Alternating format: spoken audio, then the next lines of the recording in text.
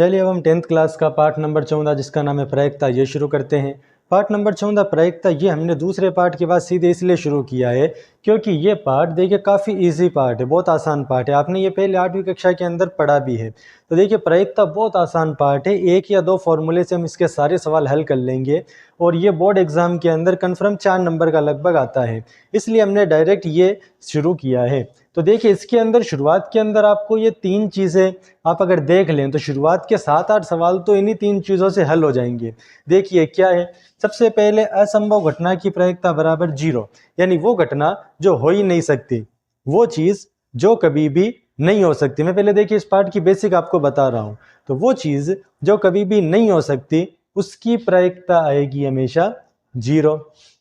निश्चित घटना की प्रायिकता बराबर 1, वो चीज़ जो होना फिक्स है यानी कि ये होकर ही रहेगी उसकी प्रायिकता होती है 1, और बाकी सब चीज़ों की प्रायिकता 0 और 1 के बीच में होती है, यानी कि 0 से तो ज़्यादा और 1 से कम। अब देखिए जब हम इसके सवाल हल करेंगे तब आपको ये और अच्छे तरीके से समझ में आ जाएगा। चलिए हम इसका सबसे पहले पहला सवाल हल करते हैं। चलिए तो देखिए इसका जो पहला सवाल है इसके अंदर हमें खाली जगह दी हुई है जिससे हमें भरना है। देखिए बहुत इजी क्वेश्चन है। सबसे पहले घटना ई की प्रायिकता प्लस घटना ई नहीं होने की प्रायिकता, घटना ई की प्रायिकता प्लस घटना ई नहीं होने की प्रायिकता, कोई भी चीज़ होने की प्रायिकता प्लस कोई भी चीज़ नहीं होने की प्रायिकता बराबर, अगर आप इन दोनों को जोड़ेंगे तब आएगा 1। कोई भी चीज़ होने की प्रायिकता प्लस नहीं होने की प्रायिकता बराबर 1। तो पहली खाली जगह में आ जाएगा 1। दूसरी खाली जगह उस घटना की प्रायिकता जो घटित नहीं हो सकती, यानी उस घटना की प्रायिकता जो हो ही नहीं सकती। वो चीज़ जो नहीं हो सकती असंभव घटना, मैंने भी आपको पहले बताया था कि उसकी प्रायिकता होती है 0। और आगे एक और खाली जगह, ऐसी घटना को असंभव घटना कहते हैं। तीसरी खाली जगह वो घटना जो ना निश्चित है, फिक्स है, इसकी प्रायिकता होती है 1 और इसे कहते हैं निश्चित घटना।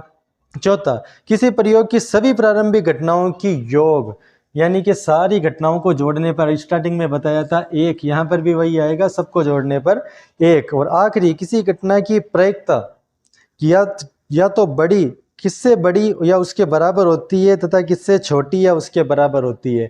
देखिए ये भी मैंने बताया था, 0 से तो बड़ी होगी और 1 से छोटी होगी। पहली खाली जगह में 1, दूसरी में 0 और साथ में असंभव घटना, तीसरी में 1, साथ में निश्चित घटना, चौथी के अंदर 1, पांचवी के अंदर 0 और 1। ये हमारी खाली जगह का उत्तर है। चलिए हम इसका सेकंड क्वेश्चन करते हैं। इसके दूसरे सवाल के अंदर देखिए हमें ये बताना है कि ये घटना समप्रायिक है या समप्रायिक नहीं है। समप्रायिक का मतलब होता है कि जैसे हमारे पास दो ऑप्शन है, सिक्के को उछालने पर जैसे दो ऑप्शन है कि या तो चित आ सकता है या तो फिर पट आ सकता है, हमारे पास दो ऑप्शन है।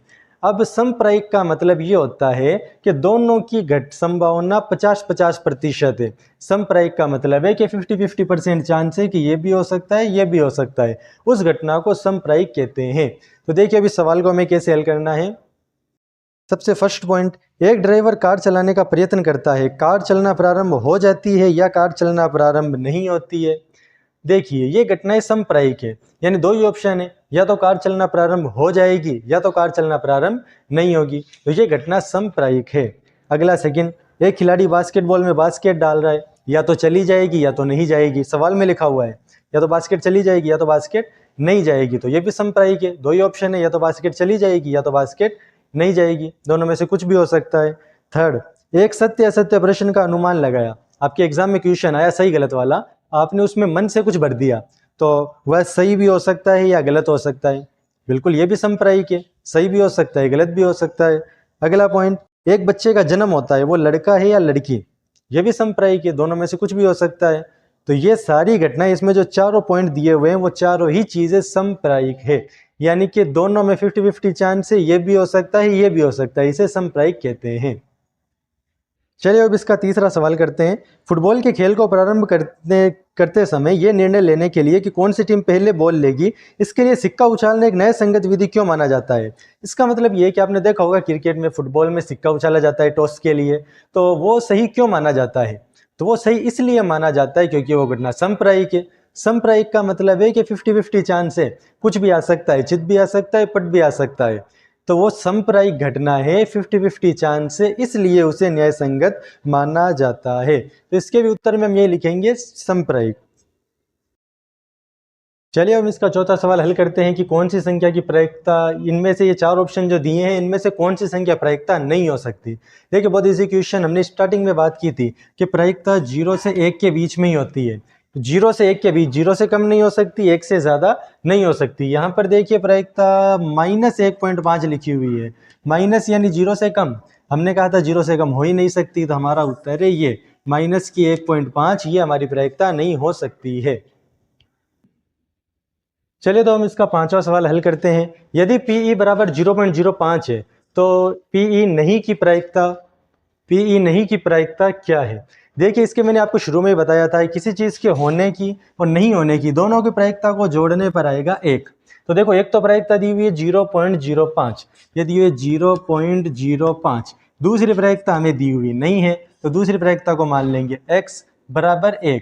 x का मान निकालना है, सिंपल फॉर्मूला, x के पास जो भी है उसे दूसरी तरफ भेज दो। यहाँ पर ये जोड़ में है, आप कहेंगे जोड़ में कहाँ है, इसके पीछे देखो कोई निशान नहीं, जिसके पीछे कुछ नहीं वो जोड़ में होता है। जोड़ वाला जब उधर जाएगा तो माइनस में 0.05, एक में से 0.05 कम करेंगे। देखिए पॉइंट वाली बाकी कैसे करते हैं आपको एक बार बता देता हूँ। सबसे पहले ये 1 लिखा हमने, फिर 1 के बाद 1 के नीचे ये 0 लिखा, 0 के बाद पॉइंट लगा दिया, पॉइंट के आगे 0 और 5 उतार दिया।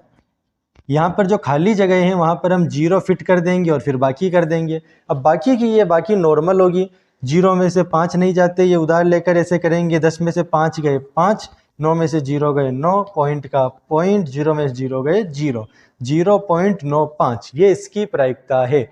देखिए अगर एक प्रायिकता दी हुई हो, कैसा भी सवाल हो, कोई भी प्रायिकता दी हुई हो, अगर एक प्रायिकता दी है दूसरी पूछी है तो आपको एक में से इस प्रायिकता को कम कर देना है, बाकी कर देनी है, आपकी दूसरी प्रायिकता आ जाएगी।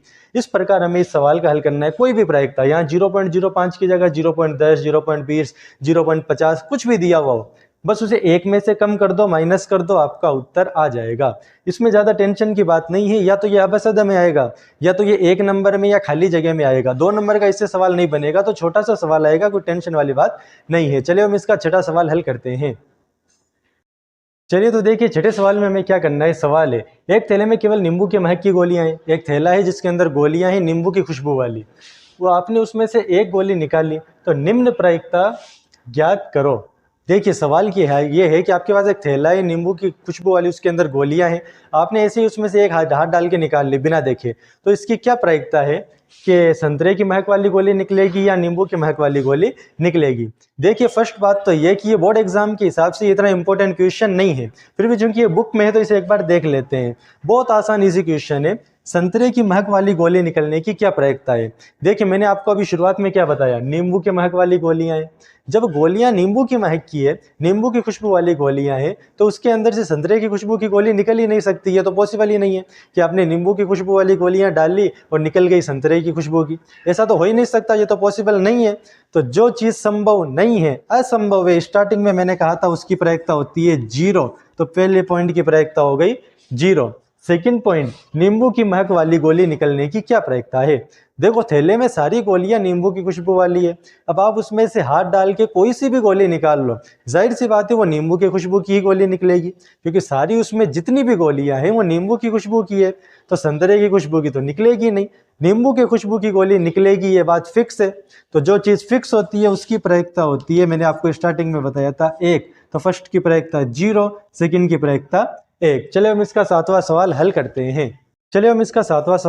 हैं। सवाल दिया है 3 विद्यार्थियों में से 2 का जन्मदिन एक दिन आने की प्रायिकता 0.992 है, तो इनका जन्मदिन एक दिन ना आने की प्रायिकता क्या होगी। देखिए आपको ना सवाल पढ़ने की जरूरत है ना इसमें दिमाग लगाने की जरूरत है, सिंपल क्वेश्चन है। मैंने आपको कहा था एक प्रायिकता दी हो, दूसरी पूछे तो एक में से कम कर दो, उत्तर आ जाएगा। इसमें भी वही करेंगे, एक में से हम इसे कम कर देंगे, हमारा उत्तर आ जाएगा। एक के नीचे देखो सबसे पहले 0 लिखो, ये 0 लिख दिया, फिर पॉइंट लगाओ और बाद की जो भी संख्याएं हैं वो संख्या लिख दो, 9, 9 और ये 2, जो खाली जगह हैं वहां पर 0 फिट कर दो।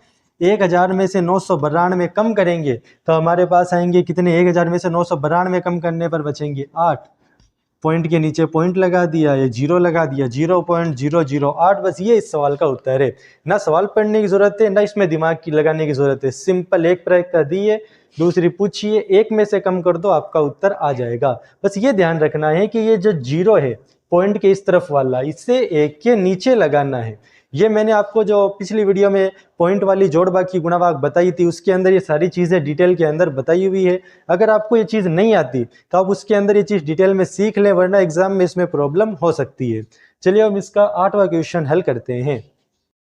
चलिए तो आज की वीडियो में बस इतने ही सवाल हम हल करेंगे। बाकी के सवाल हम अगले वीडियो के अंदर हल करेंगे। तो हमारे चैनल के साथ जुड़े रहें ताकि आप 10th के अंदर अच्छा स्कोर कर सकें। देखिए बहुत आसान पार्ट है प्रायिकता, और इसके लगभग सारे ही पार्ट गणित के आसान ही होते हैं।